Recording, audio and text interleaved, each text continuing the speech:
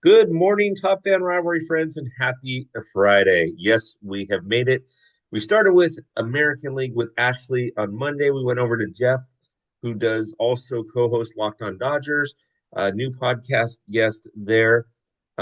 Wednesday, we had Jen talking about her spring training events. We had Canna Corn yesterday. And then today, of course, it's Friday. That means it's College K time. Dave and I are here. We're ready to talk some college baseball. Dave, how the heck are you? I'm doing fantastic. Any better than you couldn't handle it, right? Yeah, pretty much. There you go. Well, before we get too far into this, as usual, we want to thank our sponsors. These past 2 weeks, our sponsors have been Drunken Gentlemen Clothing Apparel. We want to thank Josh over in Anaheim for that. We want to thank Ned over in Laguna Beach at Ruby's. Thank you so much, Ned, for that. And then America runs on Duncan, but the Inland Empire runs on Duncan. So we want to thank Jordan and Jeff and Andrea and the team over there in their Fontana location, in their Colton location, the second location in Colton's coming, Rancho Cucamonga, Upland, and the Ontario Airport. So if you're in any of those places, stop by Dunkin' Donuts. They've got some good stuff. And just understand that in California, we call it donut holes. But when you go to Dunkin' Donuts, they're called munchkins. So don't be too surprised. They are the little people from Wizard of Oz, and they are also apparently small donuts. So what did I know, Dave? I mean, I learned that the hard way. Oh, that's well done. Well done. There you go. All right, so let's talk. We got let's start with our rankings. What's standing out to you in the top 25 rankings? What's standing out is I think there's not a lot of movement in the top 10 or 15 other than like Texas A&M really had a tough two Mhm. weeks. Virginia's had a tough time here. But for the most part, it's been pretty stable. There's teams bouncing in and out of those last few spots, but um, it's dominated by the SEC and the ACC and a little bit of some other conferences, but man, it's dominated by them. And these rankings are just really, really preliminary because as of now, really only one conference I think has started conference play. So it's all non-conference. So it's really tough to judge right now Yeah. who's Yeah. really got it together. Well, and like you mentioned, so I was talking to a guy. You actually know him. You've met him a number of different times on podcasts and things like that. But I was talking to him about Major League Baseball, and he says, it ebbs and flows every 10 years or so. For the most part, teams might have a 10-year good run, slow down a little bit, maybe have a 10-year bad run. If you're the Angels, it's a little longer than 10 years, but it's nice to see Stanford come back into baseball. Um, Realism, right? They're ranked 18th right now. They weren't ranked last week. It's nice to see them Yep. there. You mentioned Virginia. They're now 23rd and they were ranked ninth. But it's nice to see some of these teams that for a number of years were very, very good, and we haven't talked about them a lot Yep. because they haven't been good. And so, yeah, it's good. It's a good start, right? Absolutely. I mean, for a while there, it was Vanderbilt or Coastal Carolina. Now it's Tennessee and LSU kind of dominating the top. So, but again, I'll say it again. I mean, conference play is where the separation begins, and some teams are going to really get on a roll, and some of them aren't, and you're going to see a lot of movement then. And Mhm. conference play is the real deal. Some of these teams have been at tournaments, and they played some tough competition for a game or two, but then you roll home and you play a lower level D1 or a D2 or whatever they're playing, and just steamrolling teams and. Um, Not sure what benefit that is to anyone, except, some of these schools pay a lot of money to have these teams come in and get their butts beat. So, Yeah, and one of the things that Dave has experienced and I've experienced both at high school and college levels that you see happen is some of these coaches, what they'll do is they'll pad their non-conference schedules with some competition and some teams that they should just beat the crap out of. And so they'll level up on some of them, they'll level down on some of them. So that's kind of what we're referring to here. And I'm not going to pick on any schools, but for example, Tennessee's 16-0, in the pregame show before we started recording, Dave and I kind of went through some of their schedule, and they have had a couple of teams that are relatively difficult, but for the most part, they've had a little bit of smooth sailing. So, I mean, Yeah, 16 and 0 those sounds are good, but they're it is still what it is. college teams, so you don't want to totally diss on them, but it's tough to win any college game. It's tough to pitch at the college level. It's tough to hit at the college level, but Tennessee is basically a minor league baseball team. The most of the SEC teams are. So, they're gonna get theirs. When you're run rolling teams and playing 7 innings all the time, I mean, it's like who's really benefiting from that? Yeah.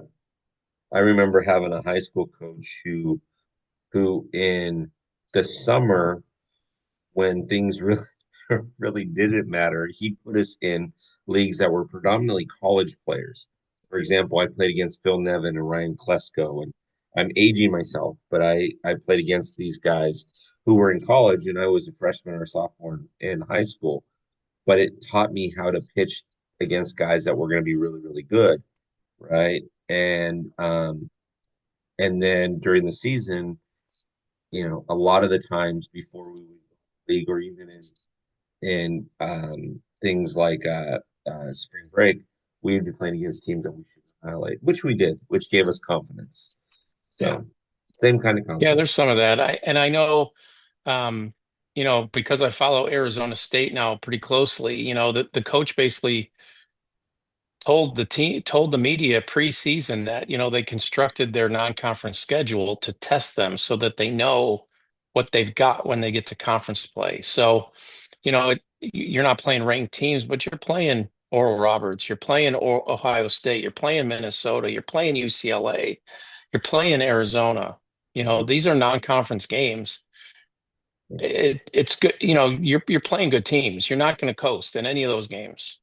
Yeah, So it's two schools of thought, I guess. But I love it. you know, the fact of the matter is, the Big Ten started conference play last weekend. UCLA went out to Maryland and made a statement. There's a few other teams. Minnesota's playing really well. So there's good things going on there. And then the Big 12 starts conference play this weekend. I'll be at TCU. Um, the SEC starts conference play this weekend. LSU, Tennessee, Alabama have been playing really well. Florida just beat Florida State in a big in-state grudge match. So there's a lot of good stuff going on. But now they get to beat up on each other, and the separation will occur. Well, you talk about Alabama and other things. That's a good transition for individuals. And for those of you that listen to the show, Dave and I are always going to give you the top 25 rankings. We're also going to talk about individual players, not necessarily D1 players always, but definitely players. Alabama has a kid named Justin LeBron, sophomore. This guy, Dave, has 27 hits, which doesn't sound like a lot, but he's got 11 home runs and 43 RBIs. Yeah. And what, probably 15, 18 games? Yeah. Yeah. So you're not going to, I mean, for some guys at the next level, 43 RBIs in 15 games at any level, 43 RBIs No, it's is good. silly. Absolutely silly. Yeah. Yeah. Yeah. I know that you wanted to mention a few players. Let's highlight a few players. I've got a list of some teams and some players, but go for it. Yeah. Where do we want to go next?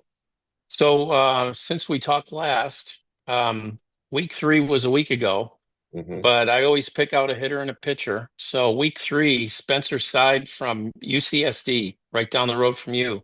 Yeah, yeah, yeah. 7 innings pitched, 13 strikeouts. And then Dale Francis, Gardner Webb, had 12 at-bats that week, 7 hits, 5 for home runs, 13 RBIs. That's a pretty good week. Hmm. Then I got week 4. Ethan Norby from East Carolina. Pretty good team there. 7 innings pitched, 19 strikeouts. Yeah, there's only 2 more. Yeah, there's 21. I was just going to say, you're missing two outs there. What this is like Roger Clemens style when he It's played for the video Red game Sox. stuff. And then Rylan Zaborowski plays for Georgia. He had 12 at-bats, 6 hits, 5 of them went out of the park, 15 RBIs. So pretty good work right there. Yes, very, very good work. Um, I noticed I was just looking at some stats on Baseball America and a few other places. I noticed that Tennessee is leading the league, leading baseball with a 1.77 team ERA. Again, let's see how the SEC starts playing itself out. You have four individual, you have four individual pitchers who have a zero ERA, which means nothing. They could have pitched 7 innings, Sure. right? Um, but you have seven batters in college baseball. You have seven batters who have a 500 plus um, batting average right now. So that's clipping. That's clipping, right? Absolutely. Absolutely. Um, James Iron over at George Mason, 35 hits. He has a batting average of 538. So again, I don't care what the competition is like. Baseball's baseball. You're doing if you're hitting 538, you're still doing something right. Hmm. So um, that's again, that's video game stuff. Totally. Do you Totally. do you have um do you have individual games that you're paying attention to over the next week and a half? Well, obviously, the Big 12, I want to see I'm going to the ASU TCU series. Hmm. Um, and I know Cincinnati is going down to Tucson to play U of A. I think that's going to be a great Big 12 series. Um, I think you mentioned what is it? A&M gets Alabama, is that right? Yeah. Uh-huh. And I'm always watching Tennessee. Fun team to watch. I'll be watching LSU as well. Those are two teams that uh, got some personal connection to, so I like to watch them. That's probably where my focus will be.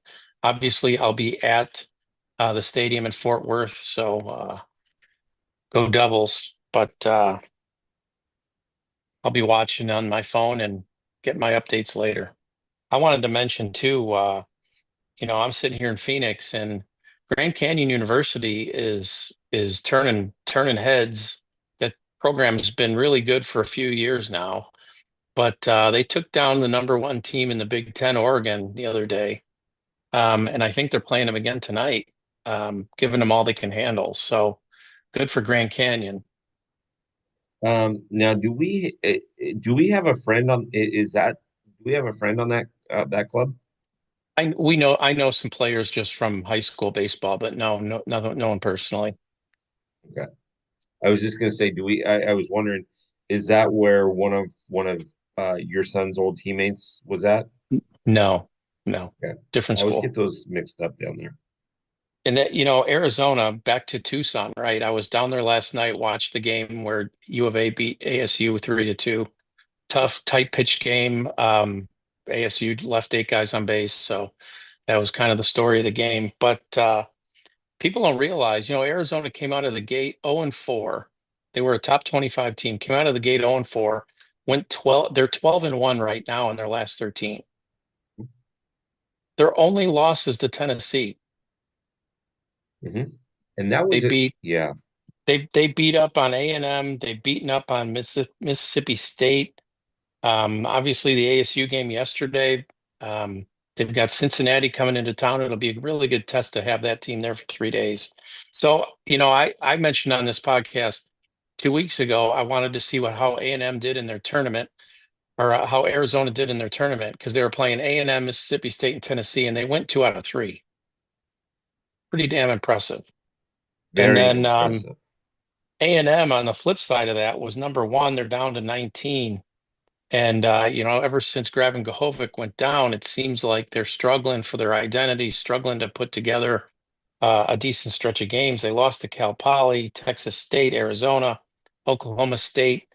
Um, so again, conference play, we'll see where they shake out. But hopefully they're able to right the ship there. Gavin Grahovic's a great player, tough loss, but next man up.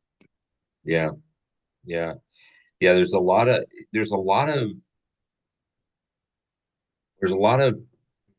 you say it the cream is starting to rise to the crop, so to speak, like you're saying, right? And Arizona's a perfect example of that. Slow start, starting to kill everything, right?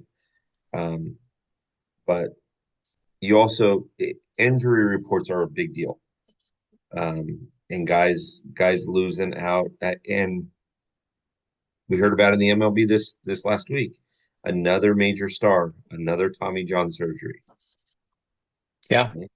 And so I want these kids to stay healthy. absolutely. Well, I think about it too, right? I mean, it's about a 54, 55, 56 game schedule for college before the tournament. Mhm. You know, you're closing in on what, a third of the season being over already. So you should see some separation. You should see some teams settling into who their, setup guys are, who their closers are, what Who their they like, who they rotation don't looks like. like. Settling in on lineups and DHs and all that good stuff. So I'm excited for that. I really, really love watching these young guys and watching them. You watch them really, really perform. You watch them struggle a bit and you watch them figure it out. It's kind of exciting. Yeah, it's fun to watch the adjustment at college level. See, you got me watching college now. This tonight I was watching a game in Louisville um, on ACC network. You've got me watching these college things, and it's fun because you watch these guys make these adjustments. You can see the adjustments happening, even during at bats. You can see them doing things where when you've played a couple of years in the show, sure you make your adjustments, but if you go 0 for 4, who cares, right? Where these guys are still really trying to push it Yeah. hard to make I something was really happen. impressed. I was really impressed yesterday with Summerhill in Arizona. Really good hitter. Hit the ball hard, I think, all four times. Um, and then their defense, their infield defense, I think turned two or three double plays. Um, Not the easiest double plays. It was impressive. They're playing really well. I I'd watch out if I was their opponent here in the next couple weekends. Well, it'll be interesting to see how they play different things out and what it'll just be interesting to me to see how teams like Arizona, who are kind of on a hot streak, how they play things out when they get into conference. It'll be interesting to see, does Tennessee stay undefeated? Are they good enough to be an undefeated team? I don't think they are, but no disrespect to them. I mean, they've got some pretty formidable opponents in the Yep. SEC. So, Yeah, definitely.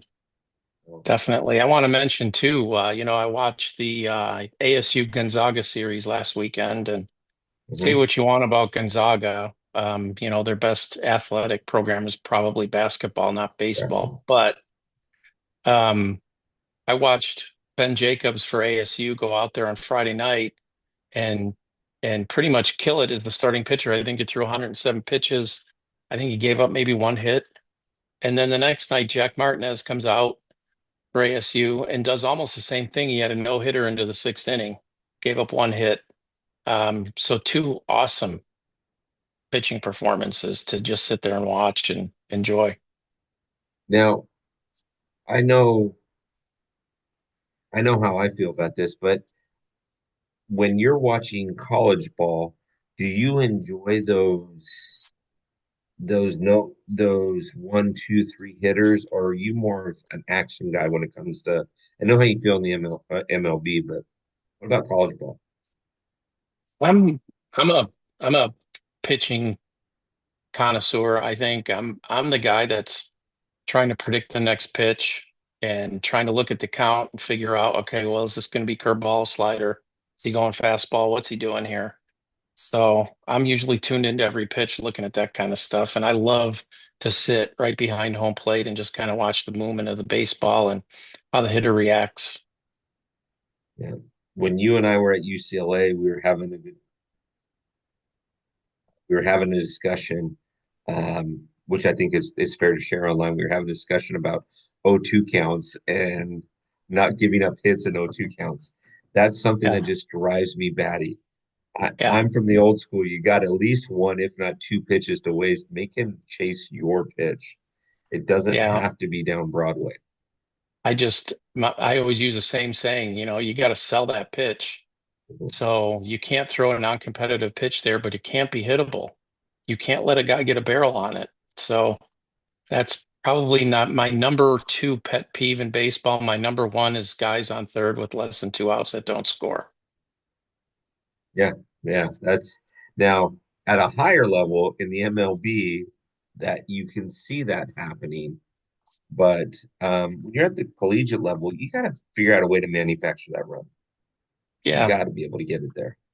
And you see, they're like we've talked about, they're kids, they make mistakes. You never know what's going to happen.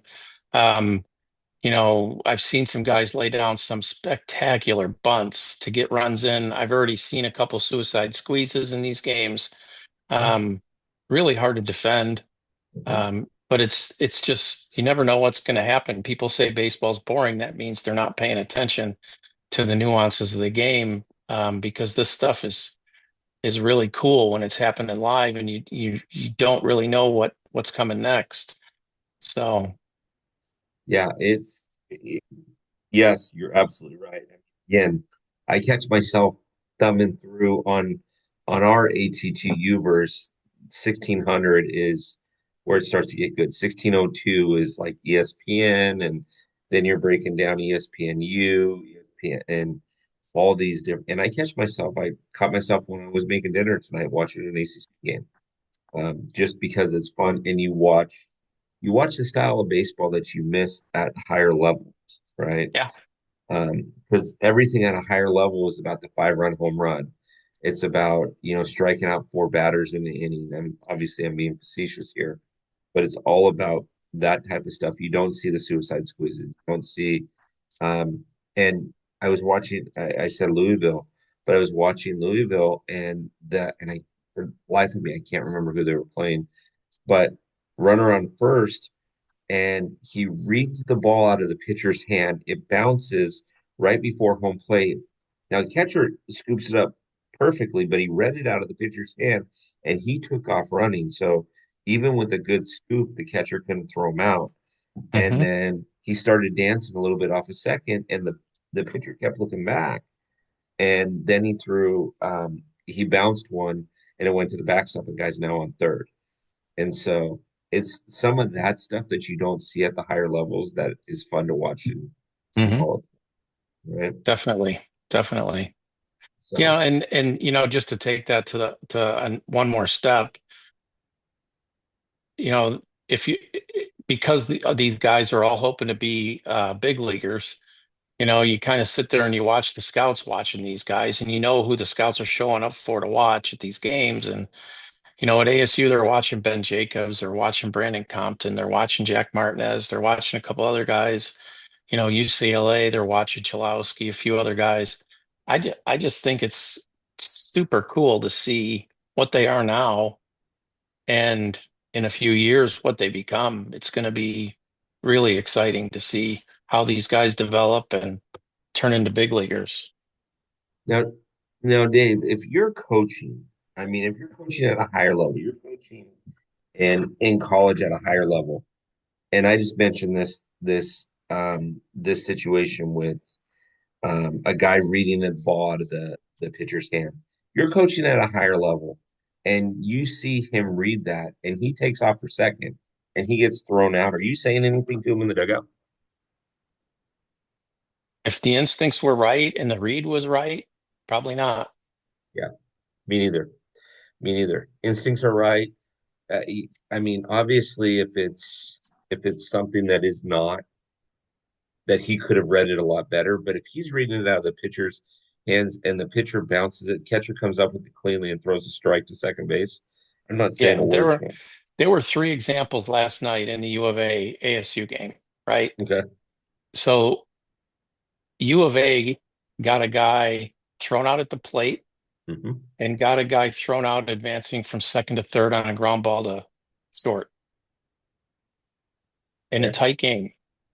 So two reads that weren't very good. I don't know if they had the sign to go on contact, on contact. and maybe it was the coach's fault, but you had a guy advancing from second to third on a ball hit to short, and then you had a guy trying to score um, I believe it was just an infield single and Hmm. with infield in. So, and then there was the third play, which was um, it was Arizona again on the bases, a ball hit to, I believe it was right field, and Hmm. the right fielder came up gunning, a guy going first to third, safe at third base by an eyelash, going first to third on a ball hit to right field. Hmm. And really, really good play. It had to be reviewed. He was out or he was safe, but it was an eyelash of being out and a fantastic throw. So my point in that case is if it takes a perfect throw to get you, it's the right read. Oh, exactly. That was what I was just going to say. If it takes a guy to come up gunning and make the absolute perfect throw, 9 times out of 10, he's not going to. 9 times out of is the catcher going to catch it? Is he going to be able to apply the tag? 100,000 things. If everything goes bang, bang, right, that's one thing. But when you're looking, I mean, I'll take the World Series, for example. When Teoscar comes up throwing in left field and he gets Giancarlo Stanton out by two truck lengths and literally throwing the ball in as Stanton's touching third, what are you doing? Right? Yeah. I mean, that was just a Yeah. bad read. And part of it's the game situation. Last night was a tight game, Yeah. but just because I can remember that, those three plays stood out to me last night. And a couple of good or one good one, a couple of not so good ones. You know, could swing the game either way. So, if it's 7-0, maybe it's different. But when it's 2-0 and you're clinging to a lead, you can't get thrown out at third base, can't get thrown out at home. No, 100% you can't. So, okay, so Dave, you and I do this twice a month. What else do we need to cover before we get in? And again, everybody, please understand, Dave and I will be going live. We'll be doing other things. We'll meet up for some games. Dave, as we were talking, I was literally texting somebody else that you know as well, that lives out in the Texas area. I wanted to see how close they were to TSU. Turns out they're about 4 hours away. So that's not just, Yeah. you know, getting right around the corner. Um, You so can uh, you can be in Dallas and not be very close to TCU in Fort Worth. So that's very true. So, Dave, what else do we want to tell everybody on a Friday morning before we depart for the next thing? I would just say the same thing we always kind of end with, man. Get out to some college baseball games. I can't tell you how many people have just come up to me at Phoenix Municipal after an ASU game and go, "Man, this is fantastic. I get Uh-huh. to sit out in the sun. I get to drink a beer, have some peanuts, a hot dog, $10 to get in the door. I'm close to the field. It's good baseball. Get out to a game." Yeah, 100%. 100%. And that is I, Dave is absolutely right. When I went up to UCLA and saw the game up at ASU, it's pure baseball and it's enjoyment and you're not spending $45 to get in the stadium. So, Yeah, or for a pro game, probably $100. yeah, exactly. Exactly. So, Dave, we're going to do it again in 2 weeks. You and I will be live at some point. We need to talk about schedules in Dallas and how we do that and what we do there. And then, yeah, guys, we'll just take it from there. We want to continue to share as much love as we possibly can for Yeah. the college circuit. We talk again. We'll have another 2 weeks in the books and we'll see how conference play is shaping up and how that whole horse race kind of gets going. And yeah, if we can pull off a live up down in Fort Worth, then let's do it. Do it. Let's do it. All right, Top Fan Rivalry friends. Again, Dave, Bill, College K, lots to talk about. Like Dave said, get out to some college baseball. Just get there. It's so much fun. And if you're going to be anywhere near where ASU is, you might want to reach out to Dave.